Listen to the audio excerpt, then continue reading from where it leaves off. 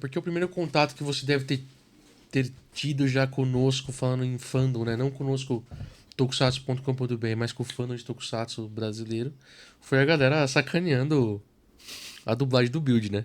Principalmente, né? Assim, a Sato, isso é um ponto importante, né? A galera é crítica, mas porque teve muitas situações... A gente tem que filtrar também algumas críticas, né? Assim, a Sato investia em conteúdo nostalgia e muita gente reclama dos fãs da Era Manchete ou algo assim, mas é o que fez sucesso no Brasil, que foi reprisado inúmeras vezes, então você tem um fandom já bem sólido para o que passou aqui antes. O fandom que vai dar sequência parte ao mesmo, como a gente, por exemplo. Nós éramos os novinhos em 2003 baixando episódio e participando de fórum, por exemplo. Né? Eu tinha 5 anos, não mentira, tinha uns 18. Mas você tem a situação que vai, por exemplo, de novo, essa crítica você não tem que, na minha opinião, não tem que levar em consideração, não no sentido de não ter que ouvir, mas, pô, a Sato, ela tinha o foco na nostalgia, como a Focus, quando lançou os DVDs. Quando a Sato mudou pra trazer coisa nova, eu acho que aí começou essas situações de críticas, assim, de... Sentir um distanciamento. Uma coisa, cara, que o fandom todo falava muito isso, que a Sato era mal assessorada, por exemplo. Pra Tokusatsu. Por quê? Porque, faz uma enquete, qual é o melhor Kamen Rider pra lançar no Brasil? Aí o Build aparece lá, e aí lança o Zio, por exemplo. E o Zio é um Kamen Rider que a galera criticava pra caramba, né? Ainda não... Tá longe não era de um ser consenso. O Build conseguiu um negócio que muita série não consegue. E outra, é um fandom de produto infantil, uma série infantil, de uma franquia infantil, um fandom de uma elite adulta aqui no Brasil. E aí a Sato vai, beleza. Aí dublou o filme do Zero One. Falei, caramba. O Build ganhou. Lançou o Zio. Dublou o Zero One, sabe? E tipo assim, mas não pode ser, sabe? A gente ficou Tá meio esquisito A empresa apareceu não saber pra onde correr, o que fazer, eu tenho material e não sei o que eu faço com isso. Pede opinião e aí não vai. Não vai, então... né? Aí anunciou o Build dublado. Pô, legal, Build dublado. Agora vai. Aí teve essa situação com a Amazon, a situação que você já contou em algumas lives, até a gente talvez entre um pouquinho nesse ponto. Aí, essas são as críticas que pra gente faz sentido total, né? Porque é o ponto de que até, de novo, a sua entrada, a gente não sentia isso. Aí eu vou falar só como tokusatsu.com.br agora, tá? A gente não sentia que a Sato tava sendo bem assessorada em relação ao Tokusatsu, assim. Essa era a nossa visão, assim, sabe? Mesmo sabendo que tava o Gustavão, o Danilo tentando ajudar a explicar, né, o que tava acontecendo, né? Sim, não é funcionário. Então... Agora a gente sente que, já tá nos trilhos que nós gostaríamos que estivesse há alguns anos. Antes, Já, sim, agora.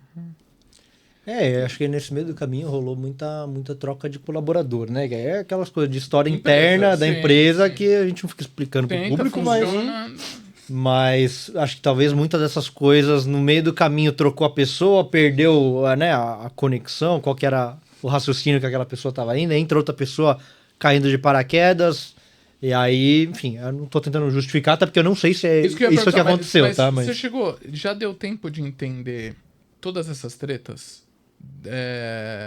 Disso, tem atraso da Amazon, tretas de direitos conexos, tudo que já rolou nessa história toda da Sato Company. Tem esse caso de direitos conexos também. Tem brincadeira na abertura. Mas deu tempo de você entender o que aconteceu e já sei o que aconteceu pra não ter pra esse entender problema. o porquê, na hora que você chegou, por que esse fã não critica tanto?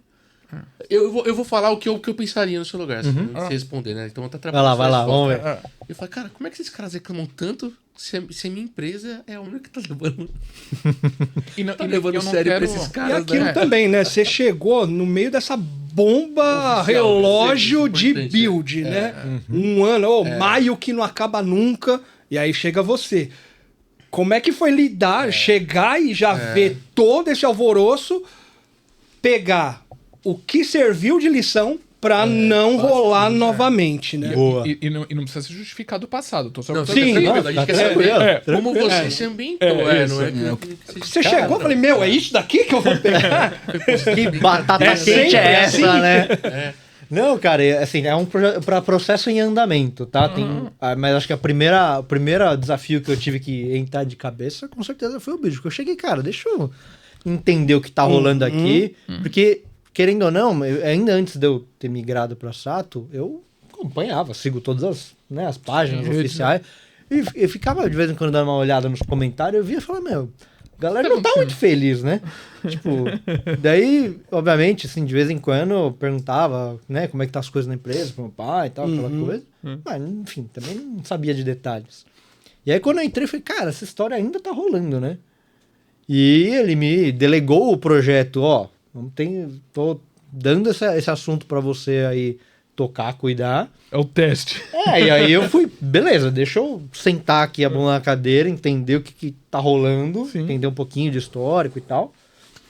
E aí eu fui entender, putz, negócio com a Amazon, enfim, uma questão que aí ninguém descobriu o que aconteceu, por que o negócio não libera, mesmo já tendo passado todas as verificações e tal. Daí a gente falou, putz, meu, não dá pra continuar desse jeito, né? Teve a história do 1 ano completou, que era pra... eu vi e falei... Tem uns memes bons aí. Exatamente. Eu falei, cara, eu só via meme e piadinha, eu via que tinha várias piadas internas da galera da Toconet. Eu falei, meu, acho que a gente vai ter que pensar numa fórmula diferente pra tentar resolver esse imbróglio, porque né, a gente sempre seguiu o mesmo modelo de negócio ali, vendendo para as empresas e tal. Sim. E a gente precisava arrumar um jeito, porque eu tenho na prateleira um monte de título bom, histórias muito boas, produções boas, no Japão é um sucesso, né? Faz sentido. E, enfim, eu não consigo obrigar ninguém a comprar nada, né? E aí eu pensei, putz, a gente tem uma forma de... Hoje a gente está dependendo de algum terceiro se interessar, ter dinheiro, querer comprar, fazer sentido na estratégia de programação do cara. E do outro lado tem uma galera querendo devorar e sedenta, mas que não necessariamente é o público-alvo de alguns players, ou enfim, ou não é um volume grande o suficiente, enfim, N motivos. E aí a gente começa a pensar no modelo de, como é que eu consigo trazer isso pra galera que quer ver, que a demanda já existe, a galera consome meios alternativos porque quer ver, e eu tenho o produto oficial pronto aqui, mas não consigo fazer essa galera ver oficialmente. E aí a gente entra nessa possibilidade da fórmula Clube de Membros Tokusatsu, que é um teste pra gente ver se esse negócio faz sentido, se funciona. Nos nossas mentes aqui, pelo menos eu que estava mais à frente na construção dessa estratégia, pra mim faz sentido, mas eu preciso entender o comportamento e a reação das pessoas, porque não depende só da SAT, vai depender de uma série de coisas, mas aquela questão de causa e efeito, se isso aqui der certo, eu consigo fazer a roda girar, consigo trazer mais coisa, consigo custear as coisas, e aí o negócio anda. Vai soar um pouco o pano pra galera que tá assistindo a gente agora, mas eu tenho que falar. Cara, a gente... Pega o pano. Tá aqui comigo já. A gente falou isso em conteúdo nosso, não tocou agora. Pô, por que a Tata não pega, abre pra membro? Pô, já tá pondo aí um monte de streaming que não anda. Faz o uso próprio, sabe? Coloca no próprio canal, lucra coloca com Kamen isso. Rider no Mercado Livre Play. Não vai. Libera pra premium, pra um membro, né? Sim. A gente falou uma época, depois de um tempo, sei lá, solta gratuito, porque o volume de view também dá retorno. E, pô, faz uma live com... A gente o Danilo, por exemplo, o Ricardo, a gente acaba postando os canais que tem mais engajamento, mais assinantes, assim, né? E pra fomentar. A gente falou assim, quando você anunciou... Ele falou, pô, não tem nem como criticar, né? Porque é basicamente a mesma coisa que a gente apontou como sugestão, né? Sim. E porque pra gente era lógica, né? Porque pra gente não tinha lógica, na verdade, ver a Sato anunciar Kamen Rider no Mercado Play, Jaspion na Amazon, Jiraiya no Tokusatsu... O negócio, cada um num Entendeu? canto. Giban no YouTube. E falei, caramba, cara, fica meio confuso. E cadê os caras novos, né? Não, os caras vão saindo no Amazon lá.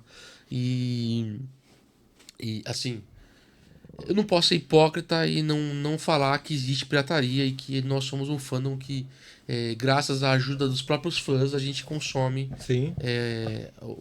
as séries, né, do Japão. Há mais de 20 anos é assim.